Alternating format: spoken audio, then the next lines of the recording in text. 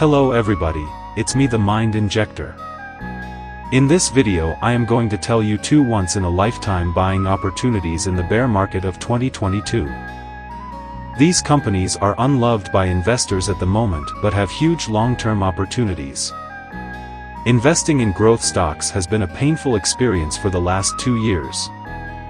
Well before the broad market peaked at the end of 2021, many smaller software and technology stocks took a beating and are down as much as 50% and in some cases more than 80% from all-time highs.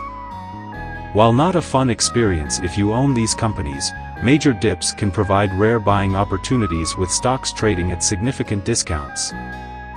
A leader in audio streaming.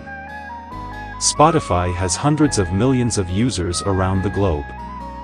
The audio streaming service, which offers ad-free music subscriptions as well as access to millions of podcasts, has steadily grown in popularity over the last decade.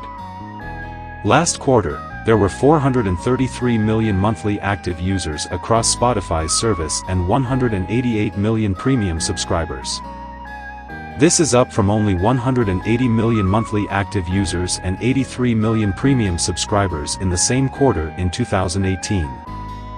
Management thinks that the service still has lots of room to expand as digital audio streaming grows around the globe. By 2030, they want 1 billion or more people regularly using Spotify, or more than double the count today. This might seem like an ambitious goal. But if a few billion people use audio streaming services outside of China by 2030 and if Spotify is able to retain its current 32% market share in music streaming, then 1 billion monthly active users is not out of the question. With this steady user and subscriber growth, Spotify has been able to consistently grow its gross profit since going public a few years ago. Last quarter, it dipped in dollar terms due to foreign exchange rates and heavy investments in podcasts. Foreign exchange developments are outside of the company's control. But the podcast's impacts on gross margin should start to abate in 2023 once it starts scaling up its podcast advertising marketplace around the world. Spotify has seen tons of success since it started to invest in the podcast market a few years back. It now has more podcast listeners than Apple Podcasts in the US and built a fast-growing advertising marketplace that helped accelerate its advertising segment with revenue growing 31% every year. Next, management wants to build a new audiobook product within the Spotify app, with a service supposed to be coming to market sometime this year. Spotify is not profitable, making it impossible to value with a price-to-earnings ratio. But with the stock down around 60% in the past year, shares look to be trading at a big discount. With a market cap of $19 billion, the stock's trailing price to gross profit is 6.1. which is only slightly higher than the 5.45 average for the S&P 500. With consistent revenue growth, a large market opportunity to go after, and new opportunities in podcasts and audiobooks, Spotify stock looks like an incredible buy at these levels. A backbone of website building at a discount valuation. An Israeli company, Wix, offers a software platform for individuals and businesses looking to build a web presence. This includes website building and design, help with finding a URL, and e-commerce tools. With its integrated model, the steady growth of internet usage, and continued product iteration, Wix has grown its paying subscribers substantially over the last decade. In 2010, it only had 100,000 subscribers. At the end of 2021, there were 6 million people and businesses paying for Wix products.